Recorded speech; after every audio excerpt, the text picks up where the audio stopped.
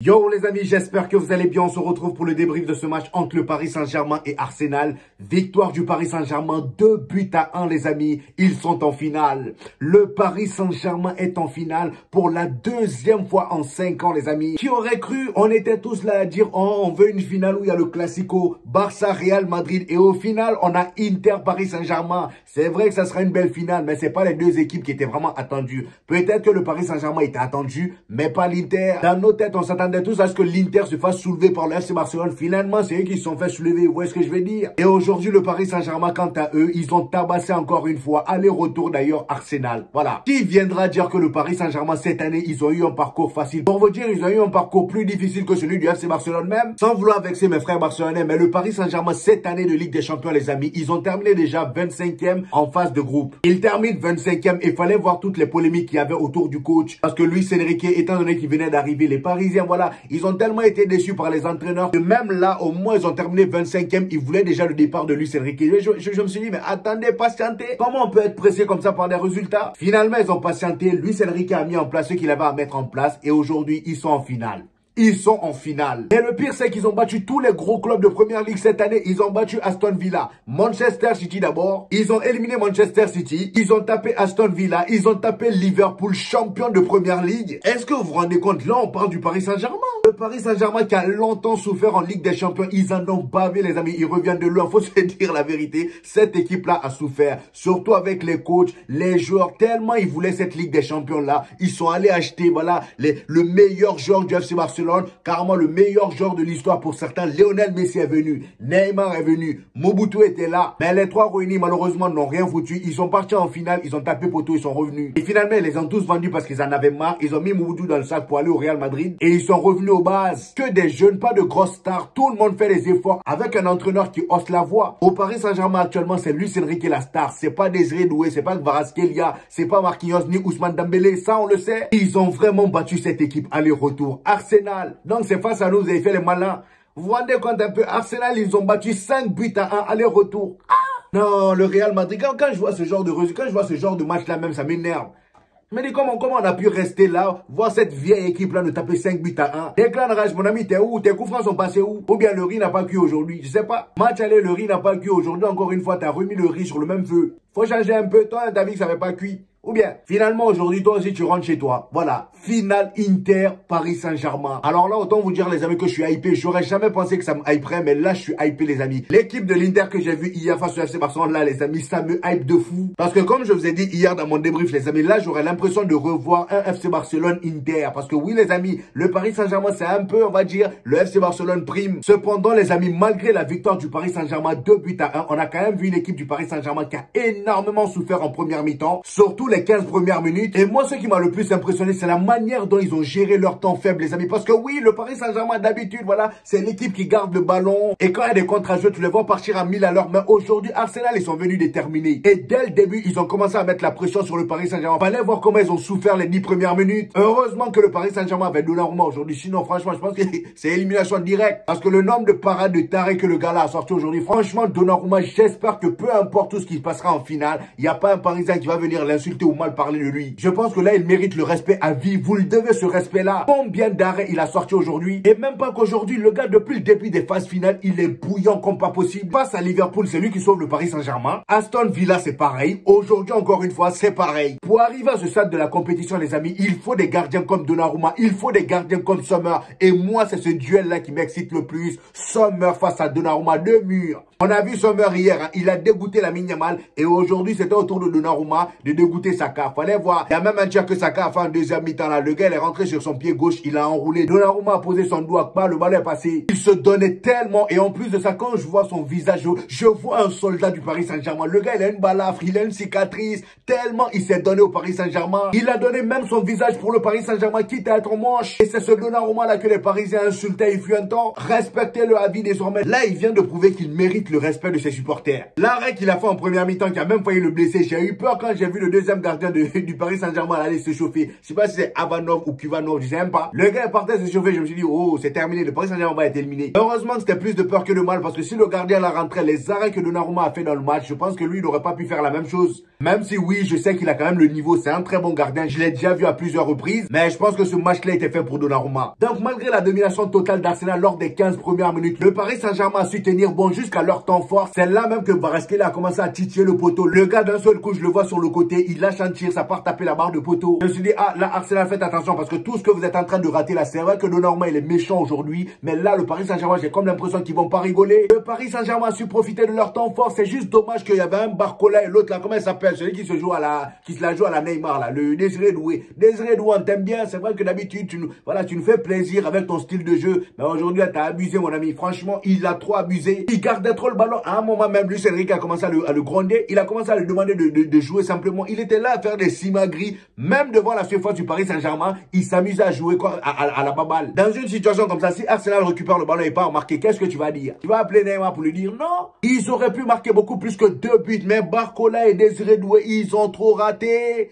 Et en plus, ça Désiré Doué, il y a certaines occasions où le gars aurait pu faire la passe à Barcola, il ne fait pas, Barcola pareil. Et en parlant de Barcola, comme vous avez pu le voir, Ousmane Dembélé était remplaçant aujourd'hui, voilà. Et étant donné que physiquement, il n'était pas à 100%, il a été au banc. Et ça montre encore une fois l'évolution du Paris Saint-Germain. Si c'était à l'ancienne, imaginez c'était un Kylian Mbappé. Vous pensez vraiment qu'ils auraient mis Kylian Mbappé au banc? Dans ce genre de match-là, il l'aurait fait jouer. Même s'il avait la langue cassée, il l'aurait fait jouer. On sait tous, on était là la saison dernière, on a tout vu. Mais là, Luis Enrique a préféré mettre Ousmane Dembélé au banc, le leader de l'attaque. Il l'a mis au banc pour mettre Barcola. Et au final, le fait de mettre Barcola à la place d'Ousmane Dembélé n'a pas dérangé grand-chose. Même si oui, le gars ratait énormément devant, mais dans les efforts, il était présent. Barcola était présent dans les efforts. Et c'est là, je retire même mes lunettes parce que le gars, il s'est vraiment donné à 100%. Tout le monde s'est donné à 100%. C'est pour ça que je dis qu'en fait, là, le Paris Saint-Germain, ils ont fait un match de bonhomme. Il y avait personne qui était là à faire la star. Regardez ses coéquipiers, les ailiers, tout le monde faisait les replis. Kvaratskhelia, j'en parle même pas. Le gars là, c'est un monstre. Le gars là, c'est un monstre et je ne cesserai de dire, c'était la recrue parfaite pour le Paris Saint-Germain. C'était le club parfait pour lui. Lui, il part dans une équipe où c'est rempli de ça. Le Real Madrid, par exemple, il floppe. Déjà, est-ce qu'il va même jouer?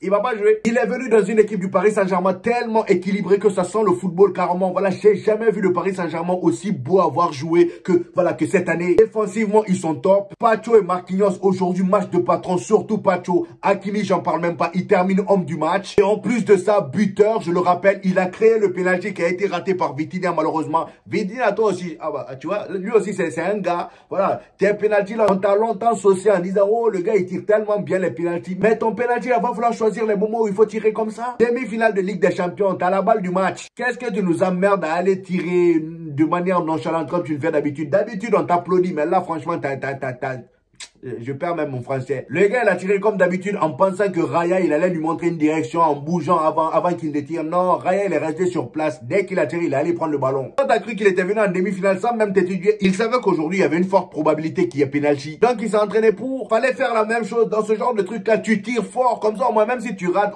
personne t'en veut. Mais là, si le Paris Saint-Germain perdait juste après, qu'est-ce que t'aurais dit? Toi aussi, t'aurais appelé Neymar comme Désiré Doué, étant donné que tu tires pareil que lui. Et pour revenir sur Hakimi, les amis, un vrai match de boss, les amis. Le gars, déjà, défensivement comme offensivement, il a été top. Offensivement, c'est la partie même où je l'ai plus kiffé. Le frérot Timberland a souffert dans ses mains aujourd'hui. Timberland, même depuis au match aller, il souffre. Avec Kvaratskhelia au match aller, et là aujourd'hui, c'est avec Hakimi. Donc le premier but du Paris Saint-Germain inscrit en première mi-temps par notre cher Fabien Ruiz, dans un moment où le Paris Saint-Germain avait un peu relevé la tête. Ils étaient sortis de leur souffrance là, et c'est à partir de là même que Arsenal, ils ont commencé à avoir du mal. Et Fabien Ruiz, vraiment, quel but encore une fois. J'ai revu le Fabien Ruiz de l'Euro. C'était le Fabien Ruiz prime, parce que le but qui nous a marqué aujourd'hui là, vraiment, faut le faire. Aujourd'hui, sur un coup de pied arrêté tiré par Vitinha, il y a un défenseur d'Arsenal qui repousse le ballon. Le ballon vient devant la surface dans les bras de Fabien Ruiz. Fabien Ruiz fait semblant de tirer. Il y avait un joueur à sa gauche qui venait. Il aurait pu se précipiter pour tirer parce qu'il avait un boulevard devant lui. Sauf que non, le Fabien Ruiz de l'Euro a débarqué dans sa tête. Le gars, il a fait un crochet avec sa poitrine. Le joueur d'Arsenal est parti faire des courses à côté. Il a voulu se rattraper en tendant son pied, mais il touchait le vent. Et Fabien Ruiz se retrouve tout d'un coup dans une position où il peut allumer les cages avec son pied gauche. Et c'est ce qu'il a fait. Voilà, il il a allumé la cage. Magnifique but, les amis. Franchement, les gars, le but était incroyable. Toute l'action était incroyable. De toute façon, tout le milieu du Paris Saint-Germain était au rendez-vous aujourd'hui. Neves, Fabien Ruiz, Vitinha était celui qui était un peu en dessous, surtout en première mi-temps. Mais ce n'empêche que, voilà, le gars faisait quand même les efforts. Et c'est ce que j'aime chez ce Paris Saint-Germain. Tout le monde fait les efforts. Même quand on est moins bon, on fait quand même les efforts. Et reste pas à Luis Enrique d'avoir inculqué ça à ces joueurs-là. Parce que franchement, c'était pas comme ça l'an dernier. C'est un tout autre Paris Saint-Germain. Une équipe complètement remaniée, remplie de jeunes. Normalement, là, avec autant de jeunes et autant de nouvelles recrues, ils étaient même pas censés être en finale de Ligue des Champions. Mais ils y sont.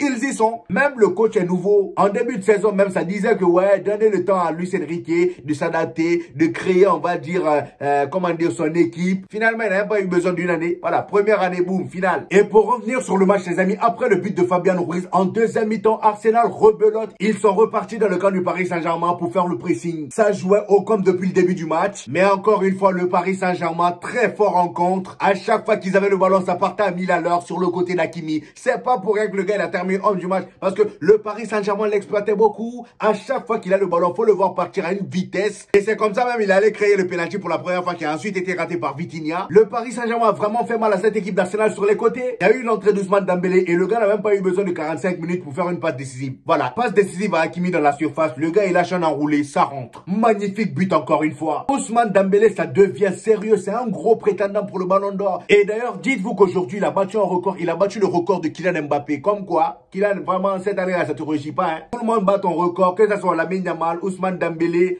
le Real Madrid, voilà, on est éliminé en quart de finale. Et là, le Paris Saint-Germain, ils sont en finale. Franchement, cette année-là, c'est pas ton année. Ousmane Dembélé devient le joueur le plus décisif sur une saison de Ligue des Champions au Paris Saint-Germain. Il est désormais à 12 buts et Kylian Mbappé est à 11 buts. Et en ce qui concerne le Paris Saint-Germain, autant vous dire que là, ils sont plus loin de faire le Ken triplé. Je sais même pas comment on dit, le Ken triplé, oui. Parce qu'ils ont déjà remporté le trophée des champions. Ils sont déjà champions en Ligue 1. Ils sont en finale de Ligue des Champions, aussi en finale de Coupe de France. La finale de la Ligue des Champions aussi, ils ont une grande chance de la remporter. Parce que oui, les amis, ça sera à Munich. Et toutes les finales de Ligue des Champions qu'il y a eu à Munich, les amis, il y a toujours eu un nouveau vainqueur de Ligue des Champions. C'est-à-dire un club qui n'avait jamais remporté de Ligue des Champions. Et cette année-là, je pense que c'est pour le Paris Saint-Germain. Si l'Inter, ouais, après, faut pas sous-estimer l'Inter, hein. C'est vrai que eux, ils en ont déjà 3. Donc là, si on part sur cette théorie, là, le Paris Saint-Germain part favori. Mais le football, comme vous le savez, c'est pas de la théorie, ça se passe sur le terrain. Et en plus du trophée de la Ligue des Champions, il y aura aussi la compétition de la Coupe du Monde des clubs. Le Paris Saint-Germain y est aussi. Ouais, franchement, les gars, c'est mérité. Le Paris Saint-Germain en a bavé. Nasser El-Khelaifi, le gars, tout le temps, il est là à claquer des sous. C'était un mal pour un bien de laisser partir Kylian Mbappé finalement. Donc là, le Paris Saint-Germain est en finale, les amis, face à l'Inter. Très, très gros match qui nous attend, les amis. Et apparemment, de ce que j'ai appris, la finale, ça sera le 31 mai. Donc, apprêtez-vous, les gars. Bref, voilà, les amis, c'était tout pour aujourd'hui. J'espère que vous avez kiffé la vidéo. Dites-moi en commentaire ce que vous avez pensé du match. J'hésiterai pas à vous reprendre comme d'habitude.